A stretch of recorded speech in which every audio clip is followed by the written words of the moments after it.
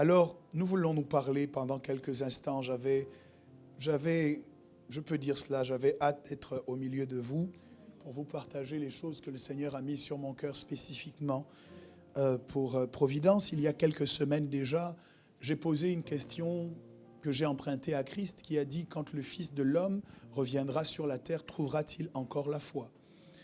Et nous avons travaillé sur la définition du pistis, donc de la foi, en ce qu'elle intègre de l'engagement, en ce qu'elle intègre de la fidélité et tout un ensemble de paramètres que je vous ai longuement exposés ici. La semaine d'avant mon départ, nous avons travaillé, puisque c'était le dimanche de Pentecôte, nous avons travaillé pour montrer combien le Saint-Esprit, que nous recevons également par la foi, alléluia, combien le Saint-Esprit vient œuvrer au milieu de nous pour nous permettre de tenir un même langage, et que le fait pour nous de tenir un même langage donne de la pérennité à tout ce que nous construisons. Nous avons démontré que lorsque nous construisons quelque chose avec des langues diverses, cette chose est appelée à s'arrêter en chemin. Et nous avons prié pour que Dieu unifie notre langage. Alléluia. Mais nous avons une histoire de la Bible, le jour de la Pentecôte, où le Saint-Esprit descend sur les apôtres et leur permet de prêcher l'Évangile. Nous avons une histoire biblique qui montre quelle a été la suite logique de l'action du Saint-Esprit dans la vie des apôtres, dans la vie de l'Église. Et cette suite logique, encore une fois, se débloque dans nos vies par la foi. L'un des évangiles qui parle particulièrement de la foi, qui la présente de manière comme une condition incontournable pour bénéficier de notre relation avec Jésus, c'est l'évangile selon Jean. Je vous propose de lire un texte de Jean que nous aurons l'occasion d'étudier tout à l'heure. C'est Jean chapitre 7 au verset 38. Je vous demande d'ouvrir vos Bibles tous dans ce texte et je voudrais que nous le lisions ensemble en nous tenant sur nos deux pieds une fois que nous y sommes. Jean, le chapitre 7, au verset 38. Si vous y êtes, dites « nous y sommes ». Je suppose que ceux qui sont assis n'ont pas leur Bible ou ont cherché Jean derrière Apocalypse. Si vous y êtes, dites « nous y sommes ». Et lisons ensemble à 3, 1, 2 et 3. « Celui qui croit en moi, des fleuves d'eau vive couleront de son sein, comme dit l'Écriture. » Et nous disons tous Amen. Amen. Gloire à Dieu, nous pouvons nous asseoir. Je veux commencer mon propos ce matin en vous parlant de l'auteur de ces paroles que nous venons de lire. Je vous ai dit que nous avons lu l'Évangile selon Jean. Et Jean m'enseigne à plus d'un titre, premièrement parce que certains pourraient demander pourquoi nous disons que c'est Jean qui parle. C'est une question qui a du sens parce que à aucun moment dans cet évangile, Jean ne se présente comme l'auteur de ce texte.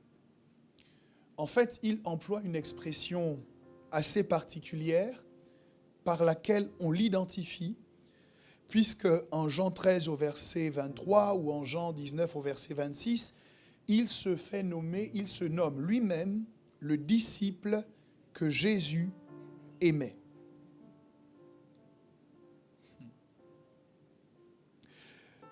Je peux commencer à vous parler? Bon, je sais, je dois introduire et je suis plutôt un moteur diesel, mais j'ai quand même du mal à continuer sans vous parler. Je veux que vous compreniez que Jean, avant Jésus, avait une vie. Que Jean, avant Jésus, avait une formation. Jean, avant Jésus, avait une histoire personnelle. Jean, avant Jésus, avait une famille.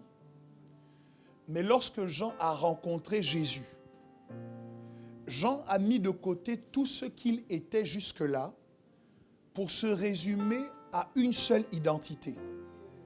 Jean, qui es-tu? Je ne suis pas quelqu'un qui maîtrise l'art de la pêche. Jean, qui es-tu?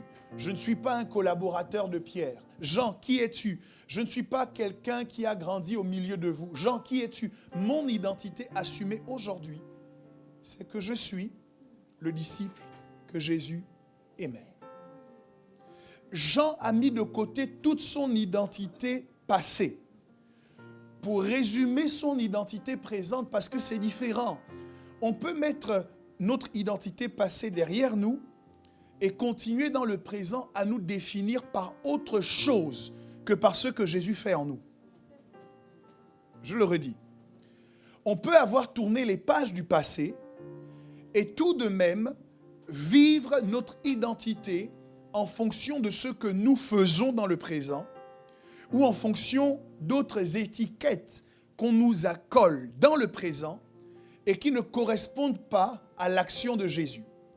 Mais ce que Jean nous enseigne, en se désignant comme le disciple que Jésus aimait, c'est que non seulement mon passé ne compte pas. Alléluia.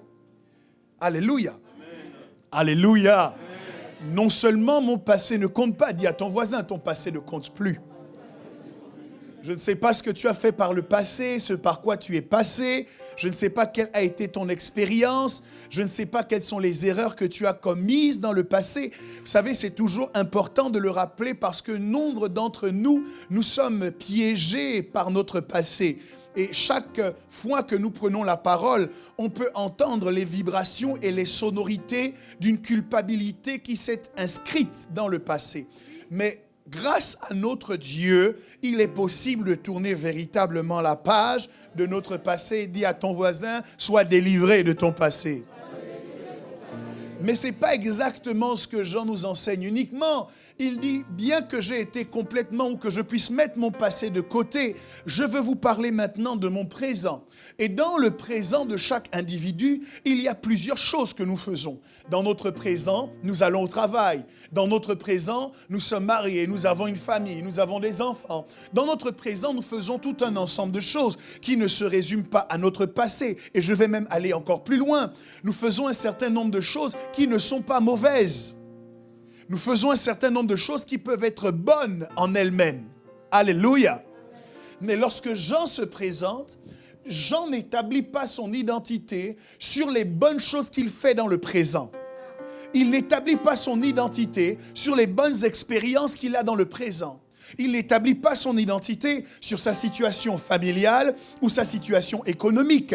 Jean résume toute sa vie au fait qu'il est le disciple que Jésus aimait. En d'autres termes, un peu comme l'apôtre Paul dit, « Je n'ai voulu savoir au milieu de vous que Christ est Christ crucifié. » En d'autres termes, Jean est arrivé à une dimension de prise de conscience de la valeur de Christ dans sa vie qui nous emmène à considérer que pour lui, à partir du moment où Christ est dans ta vie, plus rien n'a d'importance. Je ne veux pas me résumer à mon métier. Je ne veux pas me résumer à ma vie familiale. Je me résume à ce que Jésus m'aime. Tout le reste est vrai, mais tout le reste n'a pas autant d'importance. En fait, lorsque nous disons que Jésus doit prendre la place du roi dans notre cœur, c'est vrai, mais ce n'est vrai qu'en partie. Nous devons lui dire de prendre la place du roi, mais plus exactement de prendre toute la place. Parce que lorsque Jésus arrive et qu'il prend toute la place, il n'y a plus d'espace pour les choses du quotidien. Il n'y a plus d'espace pour nous définir à travers les choses du quotidien. Nous le faisons, nous le vivons, mais quand on nous demande « Qui es-tu » ? Je suis celui que Jésus aime. Que fais-tu ? Je suis celui qui sert Jésus. Que fais-tu? Je suis celui qui témoigne de Jésus. Je suis celui qui parle de Jésus. En fait, c'est tellement précieux de connaître Jésus que nous n'avons pas besoin ou envie de faire la promotion d'autre chose dans notre vie que le Jésus que nous connaissons. Je ne sais pas si quelqu'un me comprend. Jean s'identifie uniquement à la relation qu'il a avec Jésus. La deuxième raison pour laquelle c'est important d'entendre ça, c'est que même lorsque nous-mêmes nous nous identifions ou nous donnons nous-mêmes une identité, nous ne sommes jamais uniquement cette identité que nous donnons de nous. Parce qu'autour de nous, il y a des gens qui estiment savoir mieux que nous qui nous sommes. Il y a des gens qui estiment qu'ils travaillent dans une administration qui a vocation à donner la carte d'identité des gens. Et il y a des gens autour de nous qui veulent nous coller une identité. Tu n'es pas comme ça, mais on veut absolument te faire passer pour ce que tu n'es pas. Il est important pour nous de faire attention, parce que si nous n'adoptons pas l'attitude de Jean, l'attitude des gens va nous poser un problème. Pour sortir de ce que les gens disent, Jean a dit, je me résume à ce que Jésus fait dans ma vie. Je ne me définis pas par rapport à ce que les gens disent, je me définis par rapport à ce que Jésus a fait. Demande à ton voisin, qui es-tu? Et c'est là où nous sommes piégés, parce que généralement nous allons répondre par rapport à ce que nos parents nous ont dit. Nous allons répondre par rapport à ce que nos professeurs nous ont dit. Mais Jean répond par rapport à ce que Jésus fait dans sa vie. Et c'est une autre façon de vivre que de se définir par rapport à ce que Jésus fait. Parce que lorsque tu te définis par rapport à ce que Jésus fait, tu n'as plus le temps d'être en dépression. Parce que la seule chose que tu vois dans ta vie, c'est que Jésus fait. Tu n'as plus le temps de te lamenter, parce que la seule chose que tu vois dans ta vie, c'est que Jésus fait. Je parle dans la vie de quelqu'un, dans la vie duquel Jésus fait. Les gens peuvent dire ce qu'ils veulent, mais quand tu regardes ta vie, la Bible dit que cet homme a dit, je ne sais pas ce que vous voulez que je vous réponde. Tout ce que je sais, c'est que j'étais malade et maintenant je suis guéri. À ce moment, il se définit, il s'identifie par rapport au miracle que Jésus a fait dans sa vie. Je demande à ton voisin, qui es-tu? Si tu sais te résumer par rapport à ce que Jésus fait, alors le diable ne pourra plus jamais te tromper sur ton identité. Alors le diable ne pourra plus jamais te mentir sur ton identité. Je croyais que je parlais à quelqu'un ce matin. Je demande, qui es-tu? Est-ce que tu es le disciple que Jésus aime? Moi je peux répondre, je suis celui que Jésus a sauvé. Je suis celui que Jésus a lavé. Je suis celui que Jésus a délivré. Le diable ne peut plus me mentir. Le monde ne peut pas me mentir. Le monde viendra me dire que je suis quelqu'un d'autre, mais je ne me résume pas à ce que le monde dit, je me résume à ce que Jésus a fait. Excusez-moi, Jésus a fait dans ma vie. Excusez-moi, Jésus a agi dans ma vie. Voilà pourquoi je peux me définir par rapport aux actions de Jésus à l'intérieur de ma vie. Est-ce que quelqu'un peut me donner un bon amen? Tu n'es pas un chômeur, tu n'es pas une célibataire, tu n'es pas un menteur, tu n'es pas un voleur, tu n'es pas quelqu'un qui est en difficulté, tu es celui que Jésus a aimé. Oh, est-ce que quelqu'un me comprend? Le diable vient te susurrer à l'oreille que tu es indigne. Il te ment que tu es une personne de honte. Il te ment que tu n'es pas une personne recommandable. Mais ne lui dis pas, diable, tu mens. Dis-lui simplement, voici mon identité.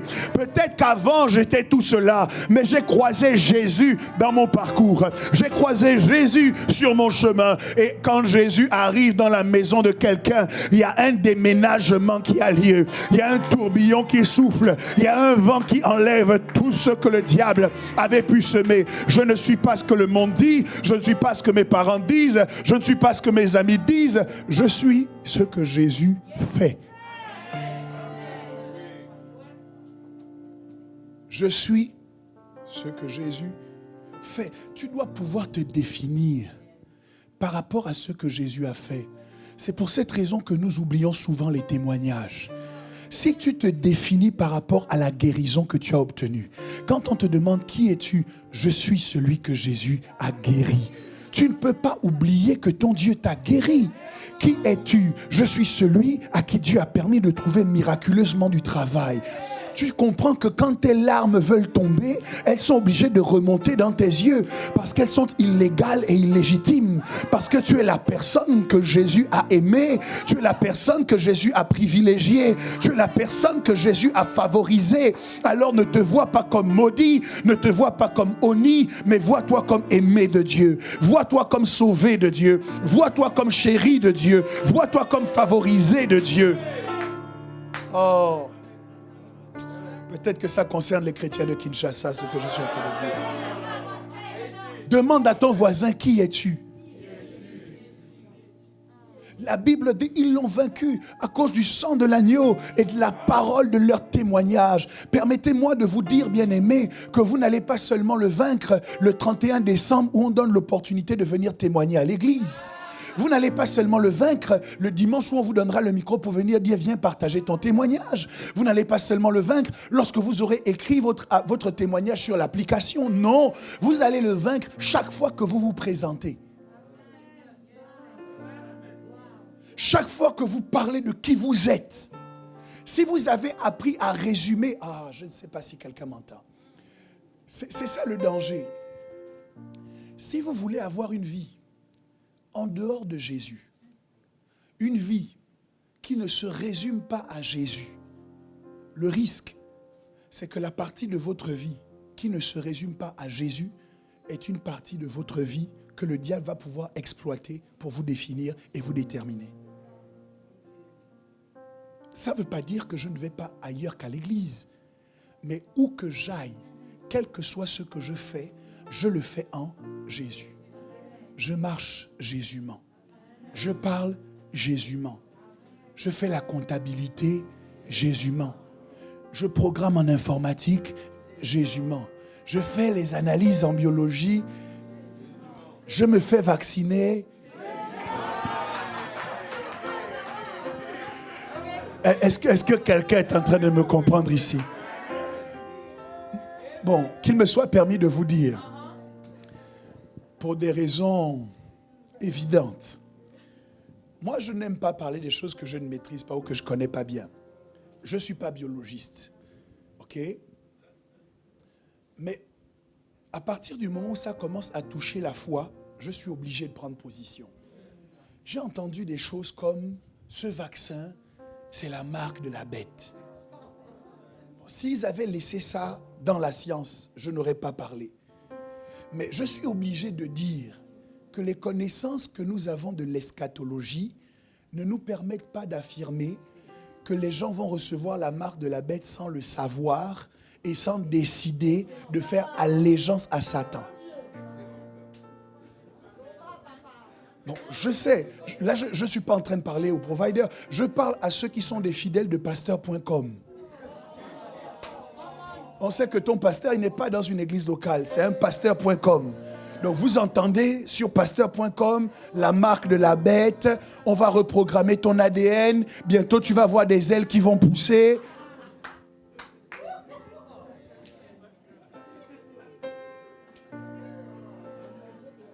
Bref. Vous pouvez continuer si vous voulez, mais n'allez pas mettre l'eschatologie dedans. Alléluia. Et donc, quel que soit ce que je fais, je le fais Jésus-ment. C'est pour cette raison que si ça doit affecter le monde, moi, ça ne m'affecte pas. Pourquoi? Parce que ce n'est pas le monde qui le fait pour moi. C'est Jésus qui utilise le monde pour faire quelque chose pour moi. Donc je suis dépendant, non pas du monde, mais de Jésus. Je ne suis pas dépendant du pilote d'avion. Je suis dépendant de Jésus qui utilise le pilote d'avion pour m'emmener quelque part. C'est pour ça que même quand il y a des turbulences, moi je proclame la providence. Je n'ai aucune inquiétude parce que je suis sur une autre fréquence. Est-ce que quelqu'un m'entend? Lorsque je monte dans un taxi, je ne m'inquiète pas de l'identité du chauffeur, parce qu'en vérité, celui qui me conduit, c'est Jésus à travers le chauffeur. Lorsque je vais chez le médecin et qu'il doit m'opérer, je ne me confie pas aux études que lui, il a faites, mais je me confie en Jésus. Et je peux faire un genre de prière très simple et dire à Jésus, au fait, si tu estimes que ma destinée sur la terre est terminée, je suis d'accord pour rentrer à la maison. Mais si tu penses que j'ai encore des âmes à gagner, alors quel que soit le diplôme de ce médecin, je vais me relever et je vivrai. Quel que soit le diagnostic, je vais me relever et je vivrai. Quels que soient les effets secondaires de tel type de médicament, je vais me relever et je vivrai. Pourquoi? Parce que ma vie se résume à Jésus. Ma santé se résume à Jésus. Mon argent se résume à Jésus. Mes enfants se résument à Jésus. L'éducation que je leur donne se résume à Jésus. Donc je n'ai pas les mêmes inquiétudes que le monde parce que je suis celui que Jésus aime. Je suis celui que Jésus a sauvé. Je suis celui que Jésus a lavé. Or ma Bible m'enseigne qu'il parfait toujours. Il emmène toujours à la fin ce qu'il commence. Il ne peut pas avoir commencé à t'aimer et décider de ne plus t'aimer en chemin. Ce n'est pas n'importe qui. Il n'est pas un homme pour mentir, ni le fils d'un homme pour se repentir. S'il t'a aimé le premier, il va t'aimer en dernier. S'il t'a sauvé le premier, il va te sauver en dernier. Quelles que soient les épreuves par lesquelles tu passes, j'aimerais que ta foi commence à monter et que ta foi se focalise sur sa personne et que tu te souviennes de ce qu'il a fait pour toi dans le passé et que tu le transportes dans le présent et que tu marches avec assurance vers ton avenir. Parce que tu ne crois pas en un homme. Ce n'est pas un homme qui t'a aimé. Ce n'est pas un homme qui t'a sauvé. Celui qui t'a sauvé, c'est Jésus. Celui qui t'a aimé, c'est Jésus. Celui qui t'a délivré, c'est Jésus. Est-ce que quelqu'un peut dire Jésus? Je n'aime pas la façon dont tu le dis. Dis-le comme quelqu'un qui a été sauvé par Jésus. Dis-le comme quelqu'un qui a été délivré par Jésus. Dis-le comme quelqu'un qui a été libéré par Jésus. Avec foi et avec détermination. Est-ce que tu peux crier le nom de Jésus? Est-ce que tu peux faire du bruit pour Jésus? Est-ce que tu peux élever Jésus?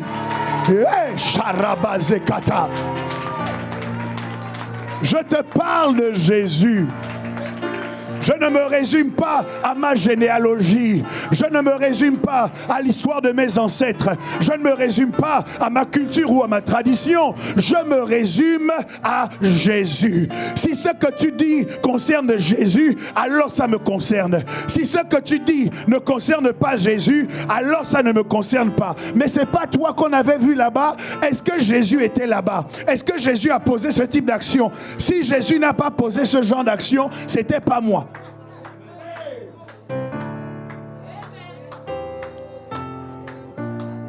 Faites attention, mes amis, il y a un piège. Le diable essaye de vous emmener à devenir des schizophrènes, à avoir une double vie. Une partie de votre vie en Jésus et une partie de votre vie en dehors de Jésus. Une partie de vos amis en Jésus, une partie de vos amis en dehors de Jésus. Une partie de vos loisirs en Jésus, une partie de vos loisirs en dehors de Jésus. Tout ce qui est en dehors de Jésus peut être affecté, défini, déterminé par le monde. Mais tout ce que vous avez pris et que vous avez mis en Jésus ne peut pas être affecté par le monde, par le diable et par ses démons. C'est pourquoi je veux prendre tout ce qui est lié à moi et je veux le plonger, le baptiser, l'immerger dans le nom de Jésus.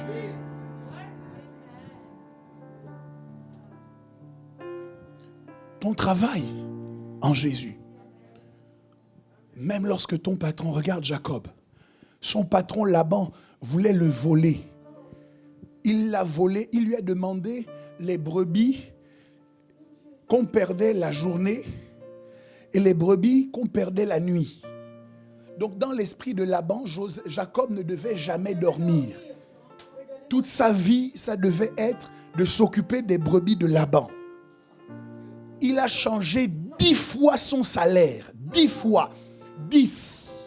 Tu arrives aujourd'hui, on te dit le contrat, c'est qu'on va te payer 3 000 € par mois. Un mois après, on te dit finalement 1 500 €.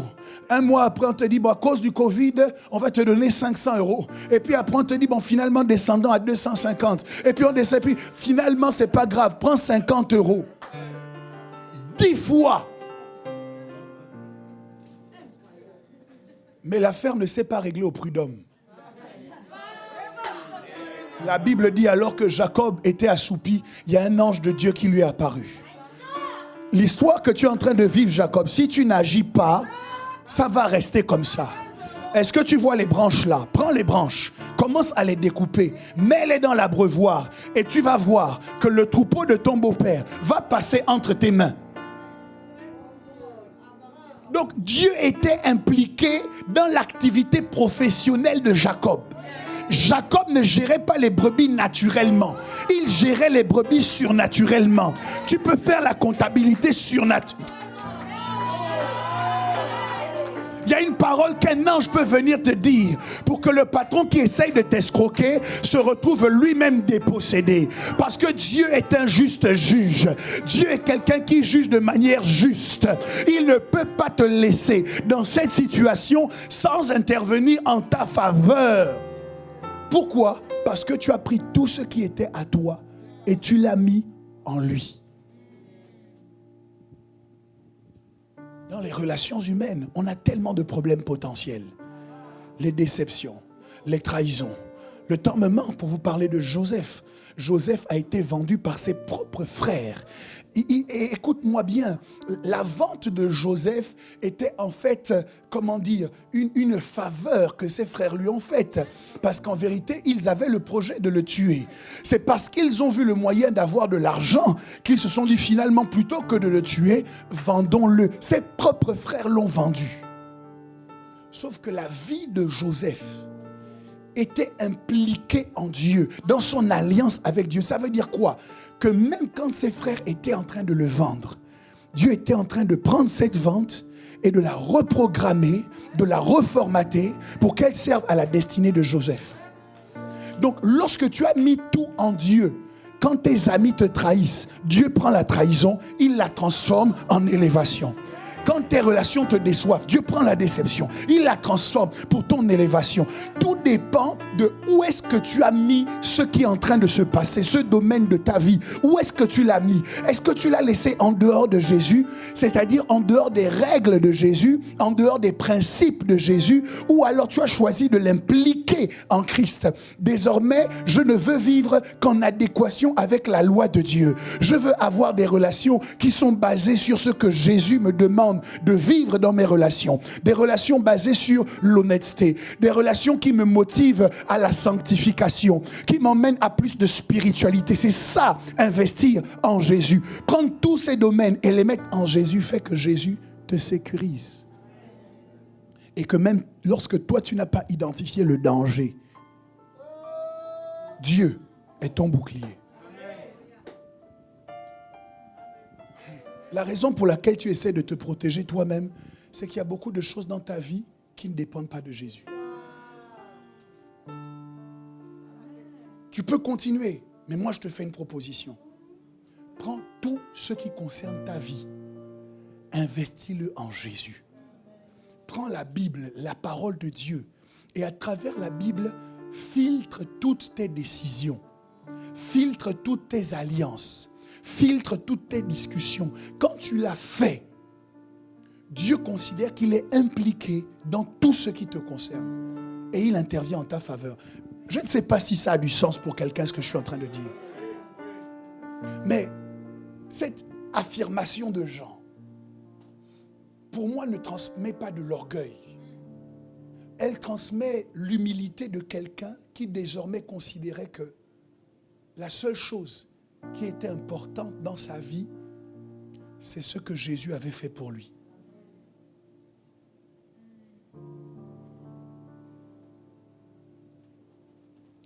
Voilà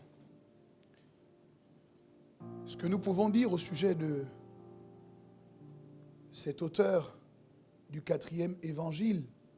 Il y a bien évidemment un certain nombre de preuves interne à son évangile qui me permettent de dire que c'est vraiment lui. On considère des preuves internes. Premièrement, que l'auteur est forcément l'un des apôtres, puisqu'il emploie la première personne du pluriel en Jean 1,14, en Jean 21,24. L'appartenance de l'écrivain au groupe des apôtres se constate aussi dans de nombreux détails, concernant surtout l'impression faite sur les disciples par les événements relatifs à la vie de Christ. Une deuxième preuve interne de ce que cet auteur est Jean, c'est que le disciple que Jésus aimait est souvent mentionné. Je vous l'ai dit tout à l'heure, selon Jean 21, 20 à 24, il est dit que ce disciple que Jésus aimait est l'auteur du 4e évangile. Le livre cite le nom des apôtres, à l'exception de Matthieu, de Jacques,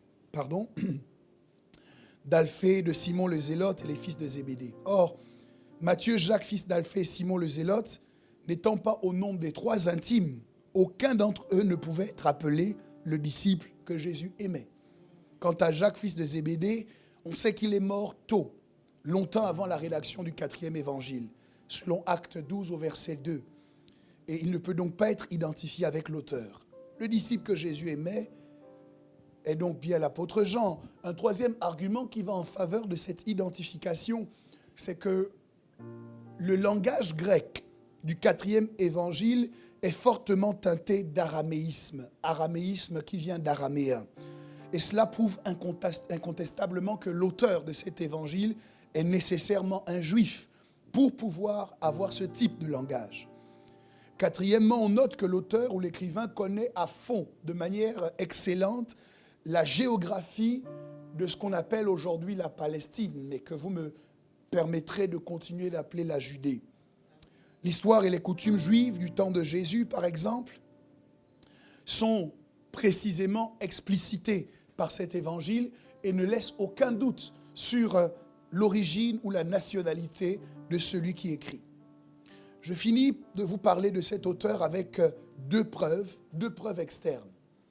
La première, c'est l'emploi du 4e évangile par les documents anciens. On a un certain nombre de textes qui prouvent la haute estime qu'on avait pour cet écrit. Irénée, par exemple, qui était évêque de Lyon vers 185 et disciple de Polycarpe, qui lui-même était un disciple de Jean, a déclaré catégoriquement que l'apôtre Jean a écrit cet évangile et qu'il l'a écrit spécifiquement à Éphèse et que les 3 autres évangiles existaient déjà auparavant. À la fin du IIe siècle et au début du IIIe siècle, Clément d'Alexandrie, Tertullien et Origène, c'est une idée de prénom pour votre garçon, l'affirment aussi. Les preuves externes, non mais ça, Tertullien, tu sens que ça en jette, c'est-à-dire qu'il y a un pouvoir. Tertullien. Les preuves externes du deuxième type attestent l'existence du 4e évangile et la confiance qu'il inspirait. La Didaché, qui a été rédigée environ en 110 après Jésus-Christ, semble avoir emprunté certaines de ces formules à la terminologie johannique. Les épîtres d'Ignace, qui ne sont pas postérieurs à l'an 117, montrent que ce dernier connaissait bien le 4e évangile. Ignace est notamment connu pour sa théologie de l'épiscopat. Et dans les textes qu'il rédige, on voit très clairement que le 4e évangile non seulement existait, mais qu'il faisait autorité également pour lui et probablement pour les églises d'Asie mineure au commencement du IIe siècle. Le plus ancien texte connu du Nouveau Testament est un fragment d'une page d'un codex de papyrus que la paléographie situe vers 125 après Jésus. Ce fragment contient quelques versets de Jean 18. On a trouvé également des fragments de l'évangile de Jean jusqu'en Égypte, ce qui prouve que le 4e évangile s'est répandu très tôt et très loin. Un autre fragment de papyrus de l'année 150 environ relate des épisodes de la vie de Jésus et puise une partie de ses renseignements dans cet évangile. Je finis avec cette indication. Justin Martyr, qui a vécu à environ 150 après Jésus, fait allusion sans doute au 4e évangile et le considérait évidemment comme l'un de ces mémoires des apôtres appelés évangiles selon lui et rédigés par les apôtres et leurs compagnons. Tous ces éléments, je vous fais l'économie de la suite, ont pour objectif, comme je le fais régulièrement maintenant, de vous donner des arguments et des éléments qui vous permettent de savoir que votre Bible est la vérité, que votre Bible est vraie, qu'elle n'est pas le produit d'une manipulation intellectuelle comme on tend à le dire sur certains réseaux sociaux.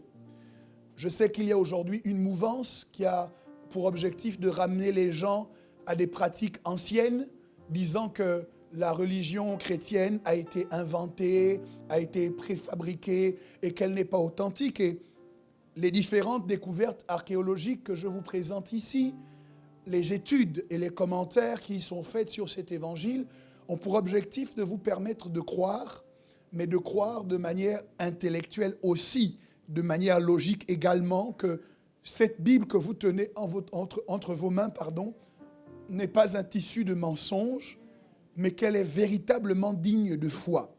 Quelqu'un me donne un bon amen. Amen. C'est tellement important que lorsque nous ouvrons notre Bible, nous sachions dire qu'elle est digne de foi, que nous croyons en ce qui est écrit, parce que la Bible nous enseigne que son efficacité est fonction de la manière dont nous la percevons. Toute écriture est inspirée de Dieu et elle est utile pour corriger, pour convaincre, pour que l'homme de Dieu soit capable de bonnes œuvres. Si elle n'est pas de Dieu, elle ne peut pas faire ce qu'on lui dit qu'elle ferait. Vous êtes obligé de la recevoir pour ce qu'elle est, pour quel est le pouvoir qu'elle dit qu'elle a dans votre vie. Je vous embête un peu? La différence entre toi et ton voisin du Kenya, c'est que même si la Bible te dit que tu as du pouvoir et qu'au départ tu ne crois pas que la Bible est la parole de Dieu, lorsque tu lis ta Bible, le pouvoir qui est dans la Bible ne peut pas passer en toi. C'est impossible. Chaque fois que vous ouvrez votre Bible, et je pense que c'est pour ça qu'on a beaucoup de contestataires avec les Écritures. Moi, j'ai toujours pensé que quand on a lu que la Bible dit quelque chose, normalement la discussion est réglée. Mais les gens discutent, ils argumentent avec la parole de Dieu parce qu'ils n'ont pas encore suffisamment intégré que cette Bible-là est vraie. Et que le bien qu'elle promet à ceux qui agissent bien va vraiment se passer. Mais le mal qu'elle promet à ceux qui agissent mal va également arriver. C'est pourquoi lorsque nous ouvrons notre Bible, nous nous corrigeons et nous nous rectifions nous-mêmes. Parce que ce n'est pas un homme qui nous parle, c'est Dieu qui nous parle à ce moment-là. Bref, nous avons précisé qui était l'auteur de cet évangile.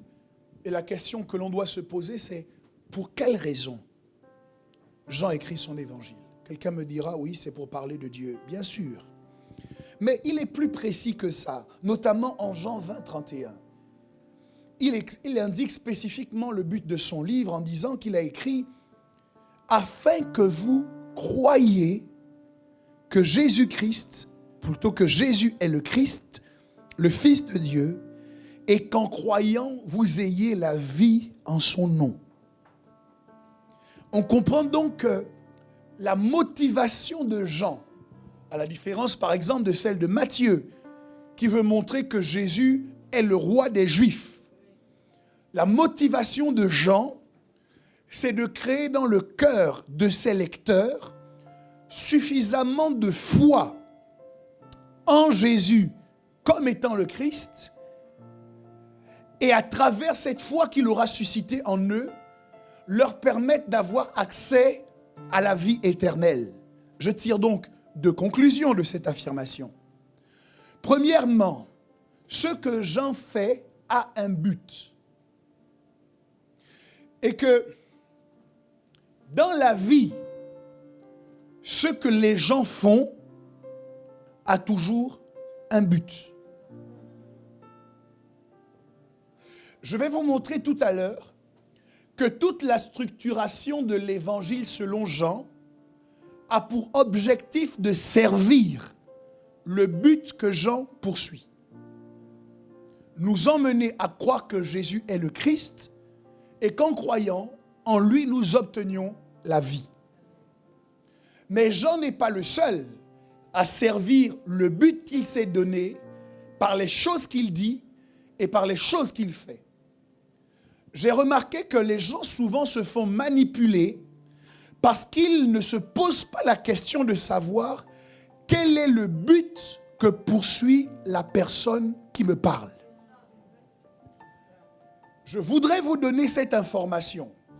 Si Jean, l'apôtre, pour nous emmener à croire que Jésus est le Christ et qu'en croyant dans le Christ, nous ayons la vie, affirme qu'il avait un but initialement avoué, Je voudrais que vous sachiez qu'il y a très peu de chances que vous soyez entouré dans ce monde-là de gens qui parlent sans avoir un objectif en pensée.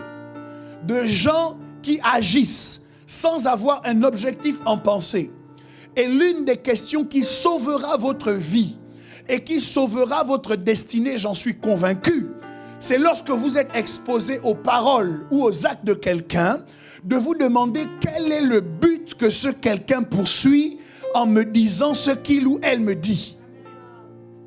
Celui qui professe la vérité poursuit un but. Celui qui promeut le mensonge poursuit un but. Et tu ne peux pas être naïf en te laissant balloter à tout vent de déclaration sans jamais te poser la question du but. Parce que dès que tu détermines le but, alors tu sais, si tu veux arriver à ce niveau-là, si tu veux atteindre cet objectif-là, ou si toi tu as d'autres projets pour ta vie. Demande à ton voisin, quel est ton but? Lorsque tu vas à l'école, tu poursuis un but. Lorsque tu envoies tes CV, tu poursuis un but. Madame, lorsque tu parles à ton mari, tu poursuis un but. Monsieur, lorsque tu parles à ta femme, tu poursuis un... Alors pourquoi vous voulez vivre comme si les gens ne poursuivaient pas de but?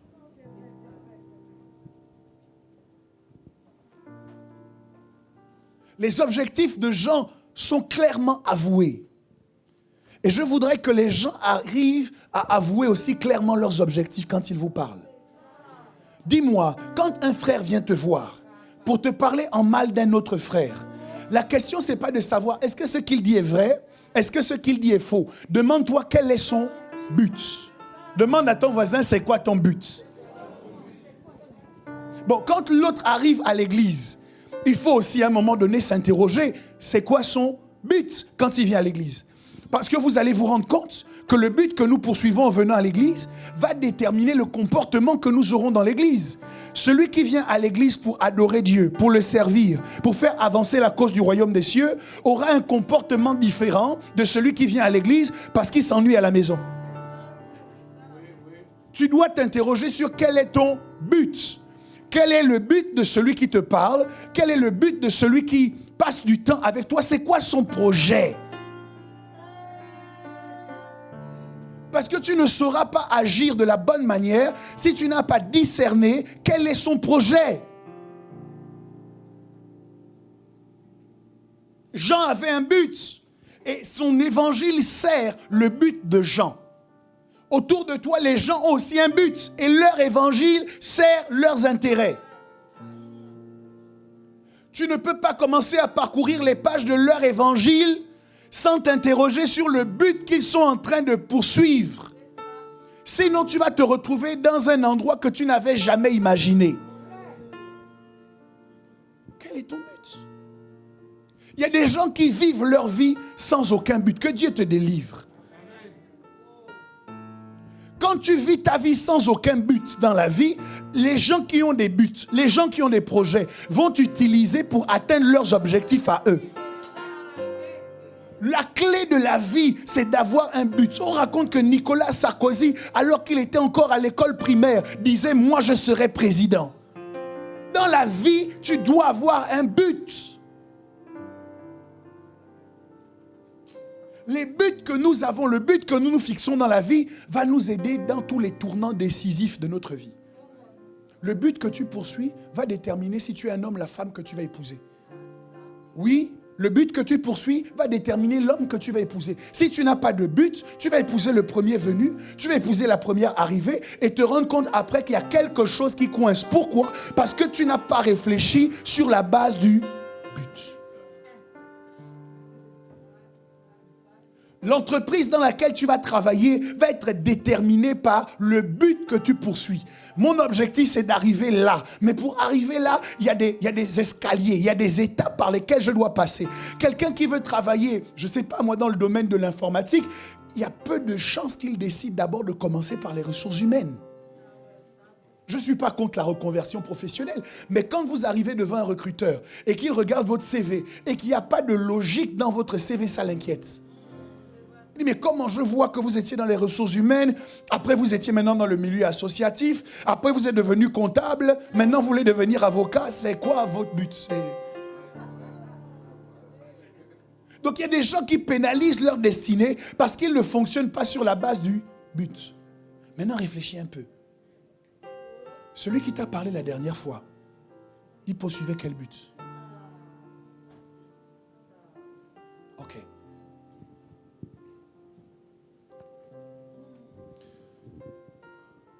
Je vous ai dit, la vérité a un but.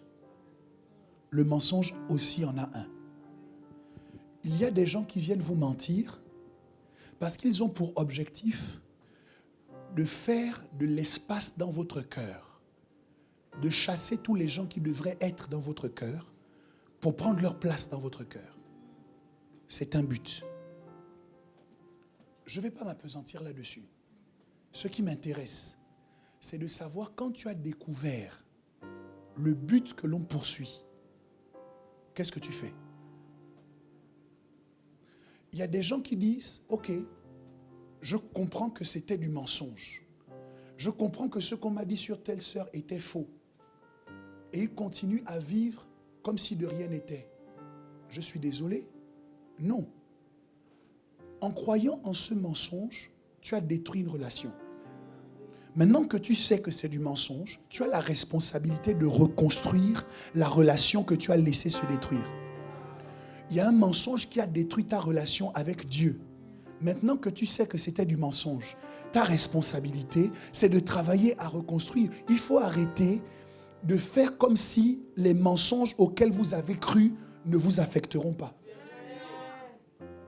Même si vous n'y croyez plus aujourd'hui, tant que vous n'avez pas fait œuvre de réparation, de restauration, ces mensonges sont comme une lunette au-dessus d'un sniper qui vous suit à la lettre et qui va vous tirer dessus un jour. Vous savez que finalement c'était faux, mais il y a toujours une petite musique qui vous suit. Dès que vous entendez la personne, dès que vous voyez la personne, vous savez pourquoi cette musique continue à jouer? C'est parce que vous n'avez pas fait le travail de reconstruire après avoir fait le travail de détruire. Mais si tu as accepté qu'on détruise dans ton cœur ta relation avec quelqu'un, maintenant que tu sais que c'était du mensonge, travaille à la reconstruire. La même énergie que le diable a mis à détruire, toi tu dois mettre la même énergie, sinon plus à reconstruire. Pourquoi? Parce que Dieu ne donne pas les relations pour rien. Dieu donne les relations pour la vie. Le royaume des cieux fonctionne de manière relationnelle. Quand le diable affecte tes relations, le diable affecte ta destinée, le diable affecte ta vision. Le diable se lève contre les relations parce que c'est comme ça que le royaume des cieux fonctionne. Jésus ne pouvait pas rentrer dans le ministère s'il n'avait pas eu une relation avec Jean le Baptiste afin de commencer le ministère, parce que le royaume est relationnel. Élisée ne pouvait pas commencer le ministère s'il n'avait pas croisé Élie, parce que le royaume est relationnel. Paul ne pouvait pas commencer le ministère s'il n'avait pas croisé Ananias, parce que le royaume est relationnel. Dieu aurait pu faire tomber du ciel la guérison, Dieu aurait pu faire tomber du ciel l'onction, mais Dieu a géré pour qu'il y ait des connexions, des relations. Et comme le diable voit que le royaume est relationnel, le diable se lève, il se poste en embuscade pour détruire les relations. Parce que quand il a détruit la relation, il a détruit la vision. Quand il a détruit la relation, il a brisé le destin. Tu dois te lever au nom de Jésus pour défendre tes relations que le diable veut détruire. Quel est l'objectif qui est poursuivi lorsqu'on te dit ceci, lorsqu'on fait ceci? Quel est le but? Je vous avoue, moi mon but, c'est de vous emmener à être des bons chrétiens. Mon but, c'est que dans votre vie, on puisse lire la Bible. Qu'on n'ait pas besoin de lire la Bible, mais qu'on vous regarde, on voit la Bible dans votre vie. Mon but, c'est que les premiers chrétiens puissent nous regarder et dire, vous êtes vraiment chrétiens.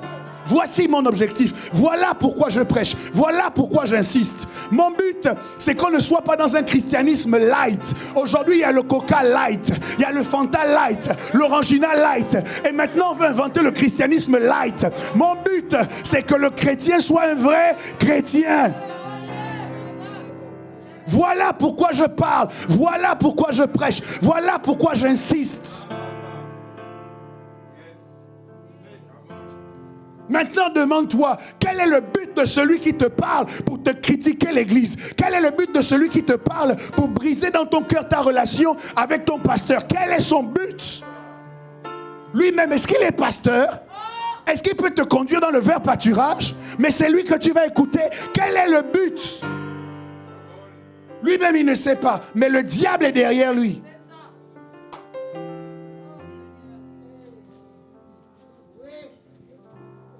Quel est ton but? Demande à ton voisin, quel est ton but?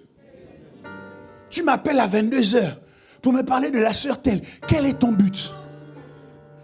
C'est quoi? Il y a un problème? Tu es jaloux de la relation que j'ai avec la sœur. Mais toi aussi, tu peux rentrer dans la relation. Parce que le royaume est relationnel. Au lieu de casser la relation, rentre dedans aussi. Il y a assez d'espace pour que tout le monde soit en bonne relation. Quel est ton but?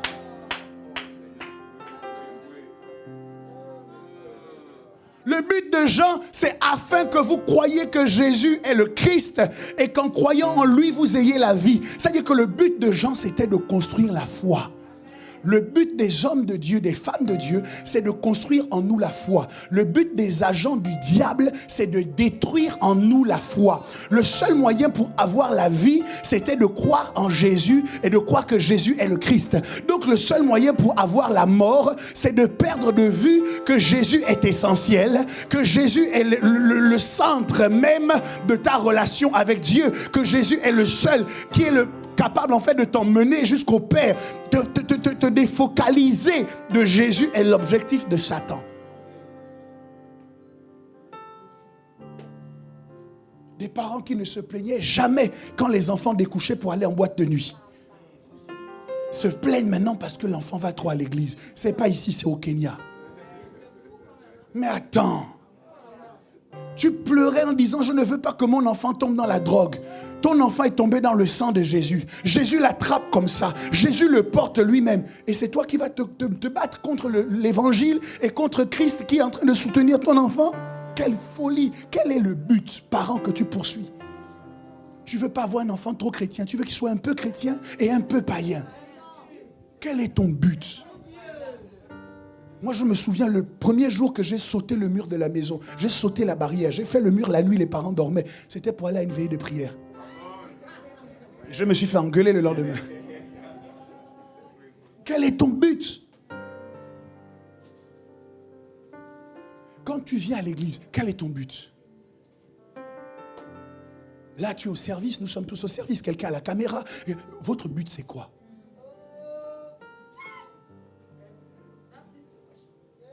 Tu sais que ton but va déterminer même ton amen. Ton but va déterminer ton niveau de sacrifice. Ton but va déterminer le niveau de ton offrande. Moi, je ne donne pas comme vous. Je ne donne pas comme vous parce que moi, je sais exactement quel est mon but. Je n'ai pas l'habitude de parler de ce que je donne, bref. Ah, dis à ton voisin quel est ton but. Et donc, on voit comment Jean va structurer son évangile. Jean va structurer son discours dans le but d'atteindre cet objectif-là. Je vous ai dit que tous les discours auxquels vous êtes affectés ou vous êtes exposés sont structurés dans un objectif. Si vous analysez bien, tous les discours sataniques qui ont pour objectif de détruire la foi dans votre cœur sont toujours structurés de la même manière. Il a commencé en Genèse. Dieu a-t-il réellement dit? Mais tu es sûr? Tu es sûr? Vous n'avez pas déjà entendu? Si tu as déjà entendu quelqu'un, tu es sûr au sujet des choses de Dieu? N'indique pas de personne. Dis seulement déjà entendu.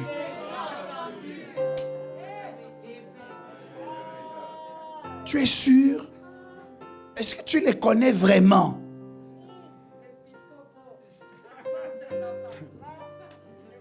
Alors, moi, mon objectif, c'est qu'on réalise que pour construire le pistis dans la vie des gens qui vont le lire, Jean va travailler à porter à notre connaissance cette affirmation de Jésus qu'on appelle les 7 « je suis ».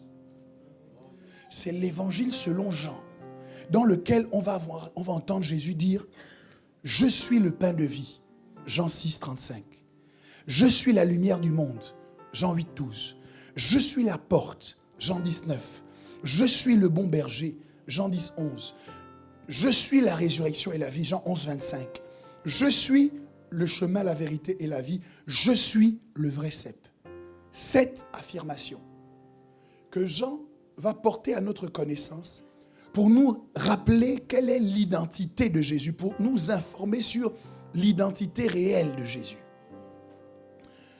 1.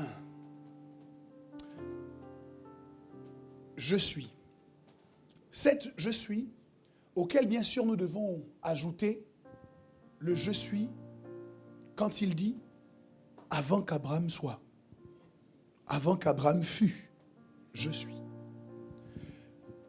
Et Jean est en train de coder en fait son message. Parce que chaque fois qu'il écrit « je suis », il fait référence au nom que Dieu a donné à Moïse pour dire qui il est.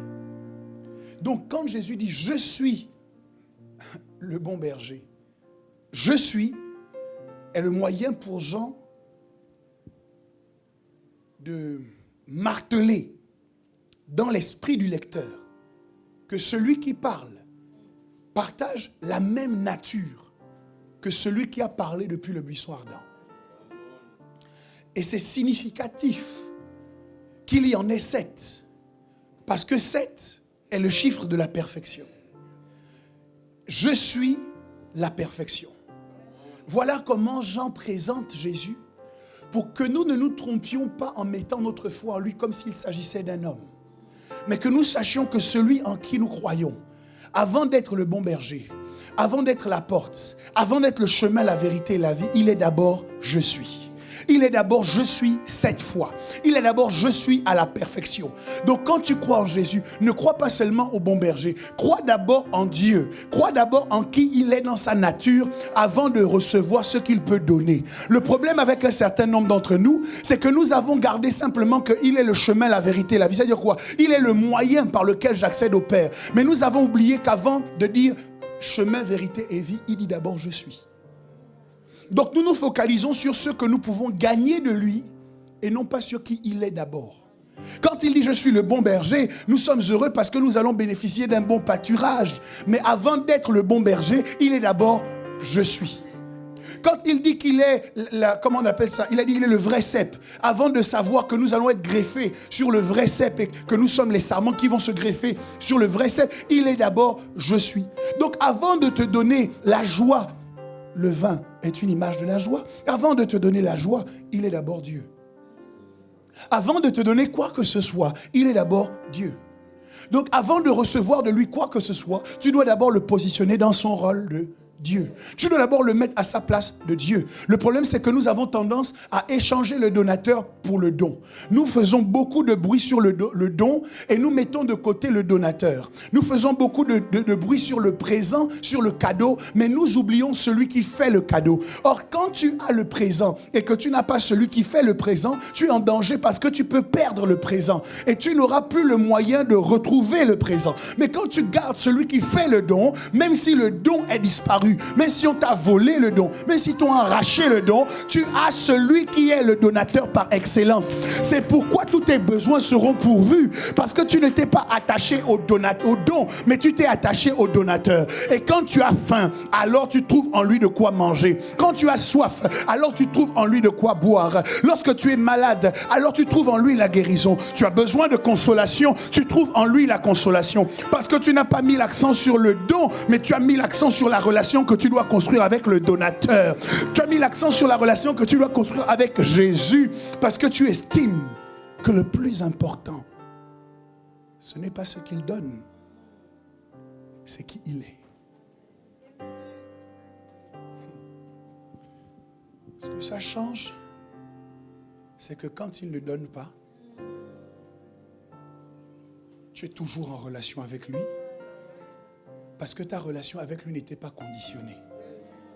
Tu ne lui as pas dit « Jésus, je te suis si tu me donnes beaucoup d'amis. » Tu as dit « Jésus, je te suis si tu me fais réussir mes examens à l'école. » « Jésus, je te suis si tu me donnes un bon travail. » Tu ne lui as pas dit ça. Tu as dit « Jésus, je t'aime pour qui tu es et je veux être en alliance avec toi. » Qu'il donne, qu'il ne donne pas, tu es fidèle dans sa maison. Qu'il exauce ou que tu aies l'impression qu'il n'a pas exaucé, parce que c'est toujours une impression. Qu'il exauce ou que tu aies l'impression qu'il n'a pas exaucé, tu ne bouges pas. Parce que tu n'as pas la relation avec le don. Tu as la relation avec le donateur.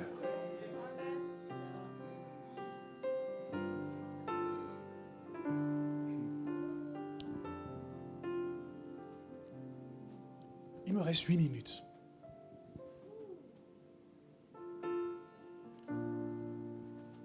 Pour construire le pistis, Jean nous dit qui est Jésus.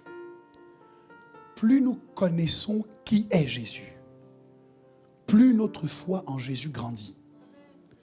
Il va construire notre foi avec 7 étapes. Donc plus je me concentre sur qui est Jésus, plus j'ai foi en Jésus pour me sortir de toutes les situations possibles et imaginables. Moins je me focalise sur qui est Jésus, plus je commence à chercher des solutions annexes à Jésus. Mais quand je me concentre sur qui il est, vous savez, j'ai entendu tout à l'heure qu'on a parlé de l'idole que les Israélites ont construit dans la vallée pendant que Moïse était sur la montagne. Le seul moyen pour les Israélites de se prosterner devant une idole en disant « Voici ton Dieu qui t'a fait sortir d'Égypte », c'est qu'ils avaient perdu de vue qui était leur vrai Dieu. C'est le seul moyen. Tu ne peux pas avoir un Dieu qui t'a fait sortir d'Égypte à travers les différentes plaies, avec un bras étendu, avec tellement de miracles, et venir ensuite te prosterner devant une idole dont tu as vu toi-même le processus de fabrication. Donc, quand tu focalises ton attention sur qui est ce dont tu as besoin, toi qui veux que ta foi grandisse, demande-toi qui est Jésus. Relis les « je suis ». Je suis, je suis. Et plus tu es en train de les lire, plus tu es en train de les laisser rentrer en toi, plus le doute se rend compte qu'il ne peut plus rester en toi. Parce qu'il n'y a pas de si tu es le Fils de Dieu. Tu es le Fils de Dieu.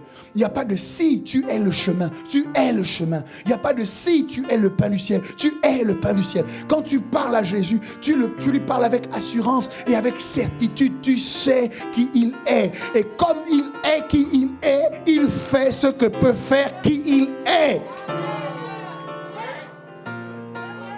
Tu ne peux être au bénéfice de ce qu'il fait que si tu identifies qui il est.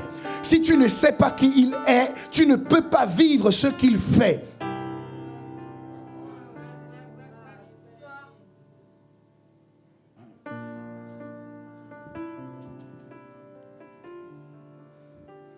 Je ne voulais pas, j'aurais dit qui il est pour toi. Parce que j'ai compris que Jésus n'est pas le même pour toi que pour ton voisin. Mais regarde comment vous fonctionnez. Tu te rendras compte que vous ne connaissez pas le même Jésus. Regarde comment vous vivez. Tu ne vis pas comme ton voisin de gauche, comme ton voisin de droite. Des fois même, la Bible dit qu'il viendra et dans un même lit, il va enlever l'un et il va laisser l'autre. Donc même dans le même mariage, dans le même couple, vous n'avez pas le même Jésus, ou du moins vous n'avez pas la même relation avec Jésus, vous n'avez pas la même intimité avec Jésus. On n'est pas spirituel. Enfin, la spiritualité n'est pas sexuellement transmissible. Le salut non plus. L'interprétation des Écritures non plus.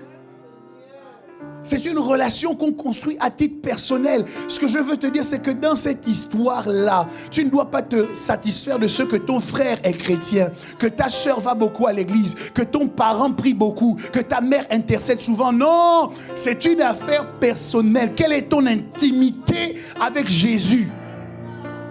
Pour que quelqu'un d'extérieur vienne détruire ta relation avec Jésus, c'est qu'il y a un problème d'intimité avec Jésus. Parce que quand on vient te parler, tu dis non, je sais ce que Jésus a fait dans ma vie. Quand on vient te parler de ton église, tu dis non, je sais ce que Jésus a fait à travers cette église-là dans ma vie. Je sais comment je suis arrivé. Je serais peut-être même pas chrétien si je n'avais pas croisé leur chemin. Alors tais-toi et éloigne-toi de moi, parce que je sais comment est-ce que Jésus m'a ramassé de la boue du péché pour faire faire de moi qui je suis aujourd'hui. Je sais en qui j'ai cru. Dis à ton voisin, pourquoi tu oublies?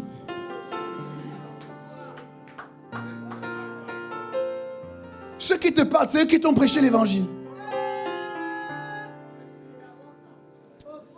Non, que Dieu nous aide. Il dit, afin que vous croyiez que Jésus est le Christ. Et qu'en croyant, vous ayez la vie. Ça veut dire quoi? Qu'on ne croit pas pour rien. Quand on croit, ça doit produire quelque chose. Ma foi doit avoir des résultats. Alléluia. Non seulement ma foi a des résultats pour ma propre vie, mais ma foi a également des résultats autour de moi. Puisque je crois, alors je reçois quelque chose. Et la Bible nous dit que celui qui croit en Jésus, il y a quelque chose qu'il va vivre. Dis à ton voisin, est-ce que tu crois? Donc si tu crois, tu verras la gloire de Dieu. Comment la gloire de Dieu se manifeste? Jean, je vous ai dit, ne va pas seulement nous dire qui est Jésus, mais Jean va aussi nous dire qu'est-ce qu'on reçoit en croyant en Jésus. Afin que vous croyiez que Jésus est le Christ et qu'en croyant vous ayez la vie en son nom. Jean 3, 18, celui qui croit en moi n'est point jugé. Mais celui qui ne croit pas est déjà jugé parce qu'il n'a pas cru au nom du Fils unique de Dieu. Donc lorsque je mets ma foi en Jésus, la première chose que j'expérimente, c'est que j'ai l'assurance que je ne serai pas jugé. Alors les gens me disent, oui, mais pasteur, dans ces conditions, arrêtez de nous juger ici. Frère, je vais te juger encore. Pourquoi? Parce que le jugement dont il est question, c'est pas aujourd'hui, quand tu fais mal, on ne peut pas te dire que tu fais mal. La grâce, c'est pas ça. Amen. Le jugement dont il est question, c'est le jugement dernier. La Bible nous dit qu'au dernier jour, lorsque nous paraîtrons devant le tribunal de Christ, il va y avoir un jugement qui va être rendu. Et l'humanité tout entière va être divisée en deux groupes. Le premier groupe, ce seront les brebis, et le deuxième, ce seront les béliers. Et Dieu va mettre les brebis à sa droite, les béliers, les boucs à sa gauche. Et là, le tribunal va commencer. On va présenter la vie de chacun. Mais en ce qui te concerne, quand tu as Jésus, au moment d'appuyer play sur la bande, bon, aujourd'hui tout est numérique, mais à l'époque, il y avait des cassettes VHS. Vous vous souvenez, quand vous aviez versé quelque chose sur la cassette, c'était le match vraiment de la vie que vous vouliez garder, ou bien le mariage, ou vraiment un événement que vous vouliez suivre. Et puis, un kidam est passé par là, vous ne savez pas ce qu'il a fait à la cassette. Quand vous la mettez ensuite dans le magnétoscope, bon, les plus jeunes ne peuvent pas se souvenir. Hein. Que Dieu vous aide. Je parle maintenant vraiment comme un vieux. Avant, c'était quand même bien.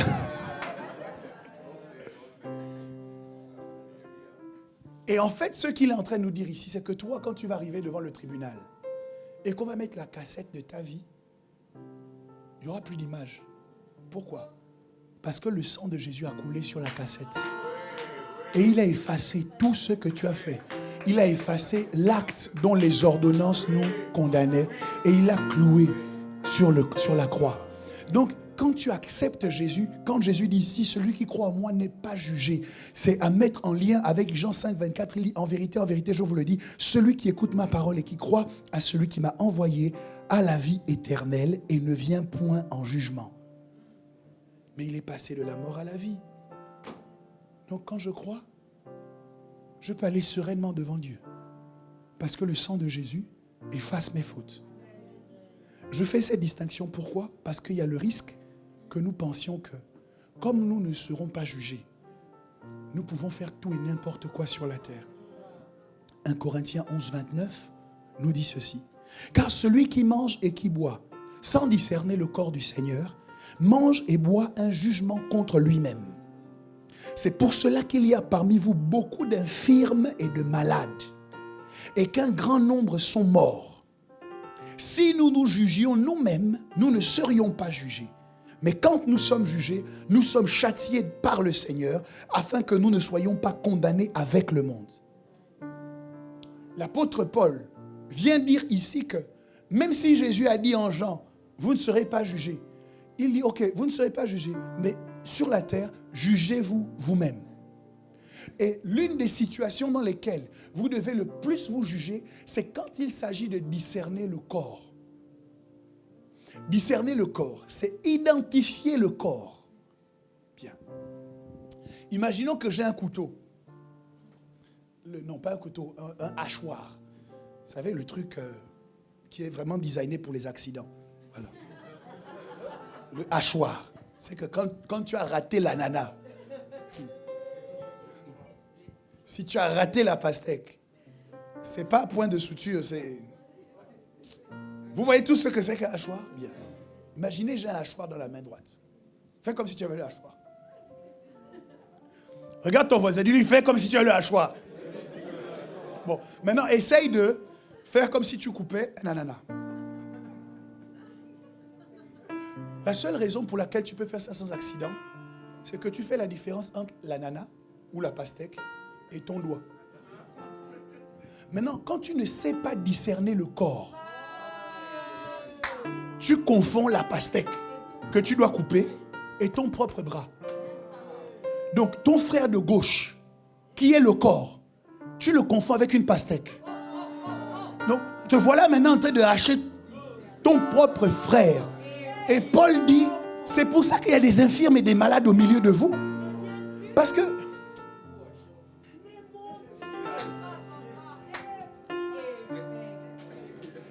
qu'au lieu de vous protéger, vous vous hachez mutuellement. Viande hachée. C'est-à-dire, tu regardes ta soeur, tu la vois comme un beefsteak. Tu vois ton frère. Non, il dit, il faut discerner. Regarde ton voisin de gauche. Dis-lui, laisse-moi te discerner maintenant.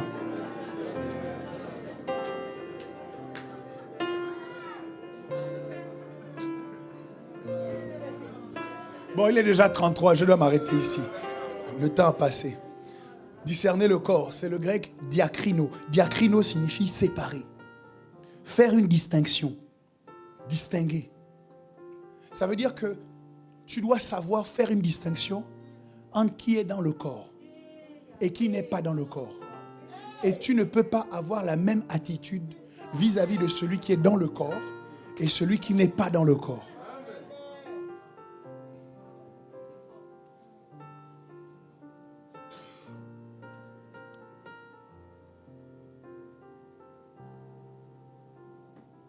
La semaine prochaine, si je suis ici,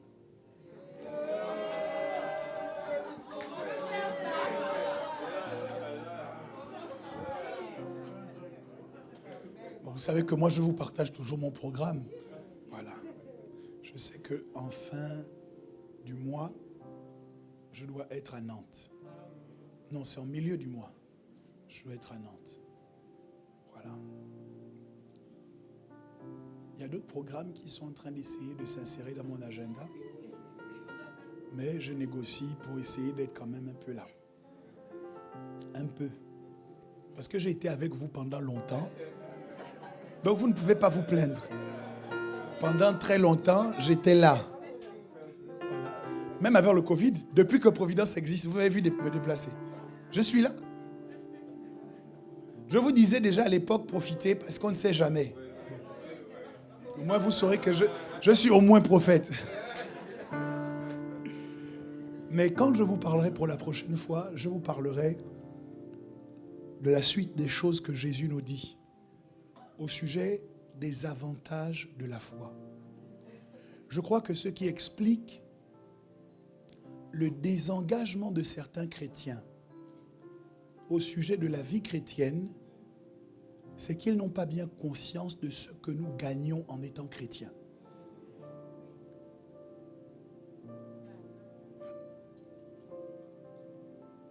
J'ai entendu un monsieur prêcher un jour. Il dit, vous savez, moi qui vous parle, je suis sans éducation. Je n'ai pas eu les moyens d'aller à l'école. Je n'ai pas de diplôme. Mais en Jésus, à cause de l'appel, je prêche devant des cadres, des gouvernants de ce pays. Ils s'asseyent pour entendre la voix de Dieu à travers moi. Quand vous voyez que Jésus peut prendre quelqu'un de la poussière et le faire asseoir à la table des grands, est-ce que vous êtes en capacité quand même de dire « Oh, la vie chrétienne, là, ça me fatigue ». Non. Vous allez encore faire davantage parce que vous réalisez toutes les grâces que vous avez en tant que chrétien.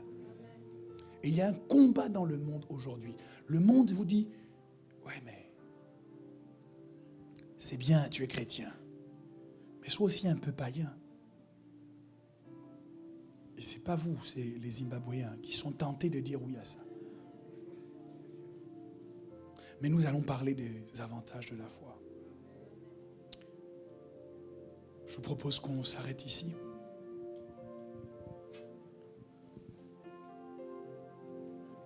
Et je vous propose de vous lever. Et on va prier pour 3 choses. La première, c'est de dire Jésus, je veux que tu prennes tous les domaines de ma vie. Première chose. La deuxième chose pour laquelle nous allons prier.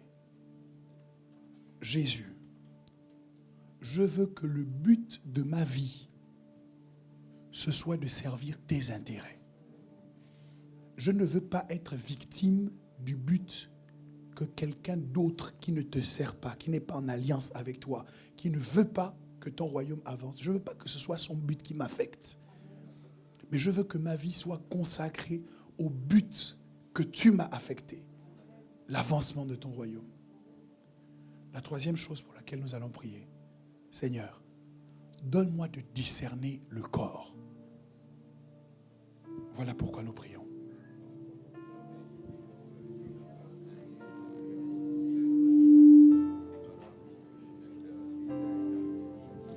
Michaela Santos Abba.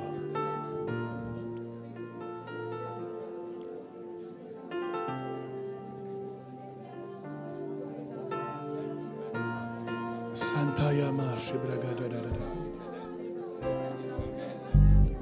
Lende Rebosa Bragada da da da. Seigneur, je veux me résumer à ce que toi tu fais dans ma vie. Non pas me résumer à mes propres forces, à mes propres avancées. Je veux me résumer à toi et à ce que toi tu fais. Comme Jean se faisait appeler le disciple que Jésus aimait. Laisse-moi réaliser que je suis celui que tu fais de moi. Que je suis ce que tu fais pour moi. Que je suis celui que tu dis que je suis. Plus jamais, je ne veux me laisser influencer, affecté par ce que dit le monde, par ce que disent les hommes. Je veux être affecté uniquement par ce que tu fais. Que mon identification soit un témoignage. Que ma présentation soit un témoignage. Je te donne tous les domaines de ma vie. Prends tous les domaines de ma vie. Afin que j'agisse dans tous les domaines, avec toi, par toi et pour toi. Seigneur, viens nous aider à nous soumettre au but que tu poursuis, au but que tu recherches. Chaque chrétien doit servir les intérêts du royaume. Chaque chrétien doit fortifier les intérêts du royaume. Chaque chrétien doit avancer les intérêts du royaume. Chaque chrétien doit faire avancer l'évangile. Chaque chrétien doit chercher à gagner davantage d'âmes. Celui qui ne disperse pas doit rassembler avec le Christ. Que nous soyons des rassembleurs avec toi dans l'œuvre à laquelle tu nous as appelés au nom de Jésus. Ton but, Seigneur, est plus important que nos projets personnels. Ton but, Seigneur, est plus important que les projets des autres dans nos vies. Et enfin, Seigneur, aide-nous à discerner correctement le corps. Aide-nous à discerner correctement le corps. Pour qu'il n'y ait pas beaucoup d'infirmes et de malades dans nos rangs. Aide-nous à discerner correctement le corps. Pour que nous ne nous fassions pas mal mutuellement, mais que nous sachions nous protéger, que nous sachions nous défendre, que nous sachions veiller les uns sur les autres. C'est ainsi que l'on saura que nous sommes de toi. C'est ma prière dans le nom de Jésus-Christ de Nazareth. Et nous disons tous Amen. Amen. Acclame le Seigneur très fort. Acclame comme quelqu'un qui connaît vraiment le nom de Jésus. Quelqu'un qui est soumis au but de Jésus. Quelqu'un qui discerne le corps. Et quelqu'un qui investit tous ses domaines dans Jésus. Tous les domaines de sa vie dans Jésus. Alléluia.